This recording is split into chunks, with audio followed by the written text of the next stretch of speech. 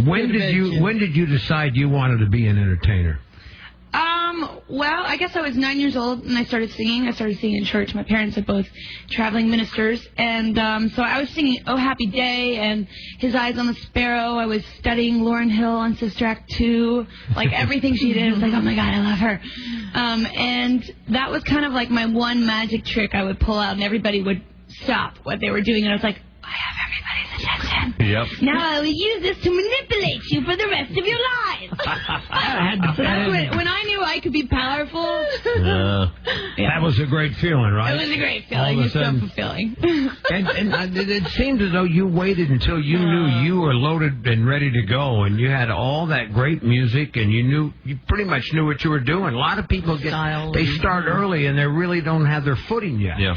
Well, it was interesting. The process of me with making the first record took 5 years. It took 3 record labels. It took a lot of willpower on my own end because I heard no every day of my life, and I just never took that for an answer for a yes. And I think that it took that amount of time for me to build up the strength because you can't just be thrown into this world and actually survive through it if you don't really have a thick skin and all those stories you hear. So I really believe that everything happens for a reason. Mm-hmm. And even with this next new record, the pressure is on, of course. I kind of like to not really think about the pressure. I told the record label, and I told the people around me, I said, don't tell me when to deliver the record. I will let you know when I have my crown. Mm-hmm. Right now I have a lot of jewels, but I don't feel like I have my crown. And I found my crown. Now I got a great one. Nice. That's the way to go at it. How did you get that out of... I know you came from a really religious kind of gentle background. How do you get that I wouldn't call it gentle. It was definitely like fire and brimstone. That's probably why today I'm still sparky. So that's how you got your strength then, in a way. Yeah. My parents are, they have an interesting background before they, became Christians and... they're interesting characters themselves. They are completely characters. And, I was talking to you before about your kids, how as far as you run, you become them. Yeah. You're still turning into your parents every single day. It's true. No matter how much you don't whether you want to or not. I know. Yeah. Now, we just heard that you're going to be performing at the MTV Movie Awards on June the 6th, and you always do these big musical numbers. Something planned for that? No, just kind of like boring, nothing. Low-key, Yeah, that's you. Whatever. It's just, ruffle shirt. It's only like my first performance for this record, so it's probably, I just wear jeans and a T-shirt. The new album... He believes me. Yeah, all right. Moving on to the next subject. The new album drops August 24th. It's called Teenage Dream, and of course you have a great cover. Thank you. On the it's like album. Betty Page from 3010. With blue hair. Yeah, with blue hair. Yeah. I'm a Smurf. Is it hard to keep surprising people with, goofy stuff and that look that you do? Well, I'm just going to start getting naked on this record. You should the whole start time. doing that I'm just during going to give it radio all interviews. away. Cool. Yes. Well, I was going to wear bikinis on top and Daisy Dukes, but it was a little chilly out there in New York. Yeah. I don't think it's surprising. I think that, to me, I'm not looking for the shock line. I'm not a shock jock. I'm just being myself, and myself has evolved from that first record. And I think, to me, the people that are listening to it, generally I have a lot of female audience fans or listeners, whatever you would like to call them. But a lot of girls that come up to me and come to the shows, they're like 14, 15, and now they're 17 and 18, so they want a little bit more, It's like they stopped watching PG, they're on to the PG-13, and they can't wait to get that 17-year-old rated R. But it's not like I'm going there necessarily just to go there. I'm just letting myself be myself. Feeling more comfortable with yourself. Yes, ma'am. Letting herself be herself, Todd. I heard it. That is the deal. I love your fashion style too. Thank you. I got to tell you, on top of your amazing ability as an artist, I just think that's one of the things that makes you so much fun to watch. Thanks. Where'd that come from? Well, maybe it came from my father initially, because whenever he would preach, he would wear the craziest socks. Like, he'd have, like, this cool suit, and he'd pull up his slacks, and you'd see, like, these, like, hot pink polka dot socks. Wow. So maybe I got the flair a little bit from my father. But I've always just loved dressing up and being 2 degrees away from a drag Would you queen. mind terribly if we threw this record on? Oh, horribly. It would be horrible. It would be a awful, wouldn't it? travesty. I know. Tell us how, I don't know if you made this story up or it really happened, but I made it all up. it's pretty entertaining. Could you please tell the listeners how it happened? Well, you know, I heard actually on the drive over here that it was the #1 most downloaded song. Where it was in New York, and I was like, oh, that feels so good and so validating. New York City is downloading a song about California girls. Sorry. No, I wrote it because, well, I on tour last year, I was coming out to, that California Girls song that the Beach Boys does, Wish They All Could Be California Girls, which is probably in my top 5. I mean, influence songs, love that song. And I am from Santa Barbara, from California, and I love being in New York. But From the hood in Santa Barbara. I love repping the West Coast, and I felt like it was weird for me to be in Los Angeles, out with my friends and seeing them put their drinks up into the air when they're hearing Empire State of Mind. I'm like, what about California? What about the Golden Coast? And I still love New York. Don't think I don't. I'm about to buy a place here for sure. There you go. But I ain't gonna be here when it's frozen. No. I'll be in California laying out, just like y'all should be. Right. So you heard Empire State of Mind, everybody was toasted, and you said, wait a minute, I need to do a song about California. Yeah, I just thought it was perfect timing, and I think that it really brings it back to me and who I am. But don't you have a doll that's coming out, though, don't you? Actually, it came out a little while ago. Actually, about a year ago, somebody wanted to make me into a doll, and they made 500 of them. Because I happened to use their dolls in my You're So Gay video, and so they made me a doll. Is it that would be my ultimate thrill. I have one at home, and I don't put any clothes on her, and I just keep her on the mantelpiece naked for everybody that comes by. So you can have that with Mark and be like a little sort of Ken doll thing and still be genetically accurate. Yeah.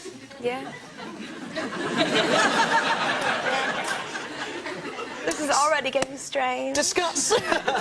So how's the tour been? It's gone very well for you. Yeah, it's going very well. I'm finally in Australia, which is wonderful. I've been touring on the Hello Kitty tour for about 6-7 months now. But I feel like a door-to-door salesman with this first record. I feel like I've met so many people and been able to win them over on an individual basis. And I feel like I'm really connecting with the fans. I feel like I'm making just such a huge connection in general being on tour, and so it's great to be here. Katy, I had a door-to-door salesman come to my house today. He looked nothing like you. Now, we are very pleased that you'll be performing for us later on tonight. Yeah. And waking up in Vegas. And I hear that that's loosely based on an incident that happened to you. Well, have you done the Shotgun Vegas wedding? Yeah, but it's not for real. I got fake married. I'm a big practical joker, like you are. And when I was 21, my boyfriend and I at the time, I live in LA, so it's very easy to get to Las Vegas because it's only a 4-hour drive. And so we drove to Vegas on a whim, and we decided we were going to pull a prank by getting fake married. And that means we went to the wedding chapel. We asked the minister to take pictures with us as though we got married, and we got a fake certificate with like a fake certificate number. And so we scanned the certificate and the pictures to my parents, and they totally freaked out, naturally. And So now, is that insulting to the man in question when you've gone, haha, we got married, and your parents have gone, oh dear God, instead of, oh, that's lovely? I was only 21 at the time, and it was right before I was in the middle of like making a record, and so they're like, oh no, she's gone and thrown it all away. She just did a shotgun wedding in Vegas, and we let them sit on it for like 24 hours, and then we're like, ha, this is just a joke. Now, your parents, as much as we've talked about this before, because they're ministers, they're pastors, yeah. But they themselves, before all of that, had a pretty wicked sense of humour. They were almost rock stars in their own right. They still do. But they definitely needed to find the Lord. But didn't your mum dated Jimi Hendrix for a while? No, she never dated him. She just went out on a date. Still? I could have been a Hendrix. I tell her that all the time. I wish I was. And then what was the tipping point for them? How do they go from that to now being preachers? Well, my mom had she was kind of like this wild pot-smoking debutante from Santa Barbara, you know, caught in the scene. And then my dad was he was an acid dealer for Timothy Leary in Washington. Fantastic. Hallelujah. Hallelujah. And so they... Is that how you find the Lord? You trip out and it just... No. The heavens open up and... You hear Jesus and a lot of stuff. Yeah.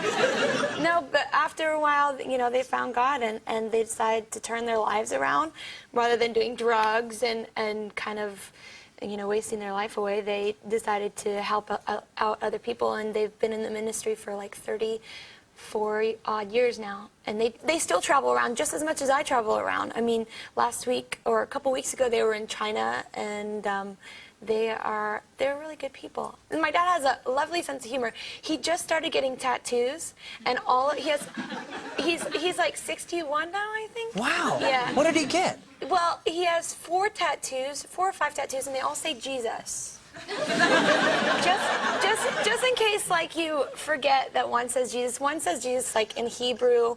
One says it in, like, this calligraphy, and then one's like a Japanese symbol, Jesus, you know. he got tramp stamped on his back. Hi. Thank you. Hi. That's nice. That's nice. Have you been reading the papers? Because you have been getting amazing reviews. I have I read one review, and it was really nice.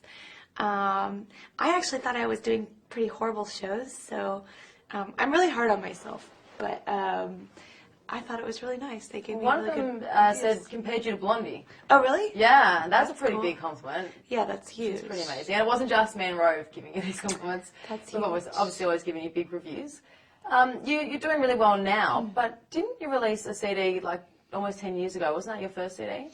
Yeah, I mean, I released a gospel record when I was 15 because I grew up in, you know, a household where all I ever did was listen to gospel music, and my parents are both traveling ministers, and so that was kind of like my first introduction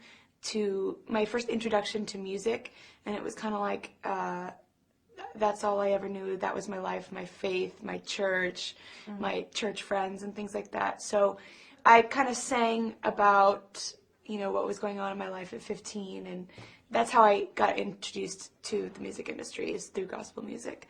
And then it didn't work out. Like, it was quite a little blip on the radar. I think the label went bankrupt or what have you, and because I swear I wanted to be like the Amy Grant of music. Yeah. But it didn't work out, and so I sold my soul to the devil.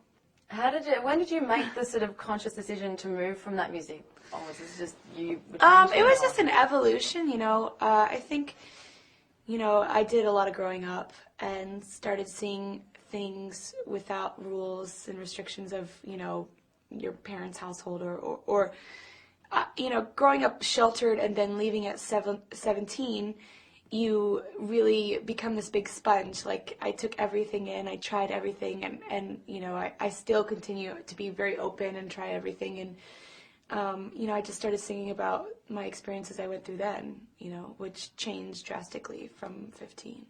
It's pretty funny, you know, when you're a kid and you look up to, like, someone that's 10 years older than you, and they're like, you know, you're really going to change. You're going to change a lot. And you're like, no, I'm never going to change. I'm always going to be the same. Yeah. I'm going to marry my first boyfriend. Everything's going to be, like, totally the same. You change so much. I mean, even your parents changed. Because didn't your mum go on a date with, like, Jimi Hendrix? And weren't they kind of rockers? And then... They totally were. They actually, before they got saved, they had quite a wild lifestyle.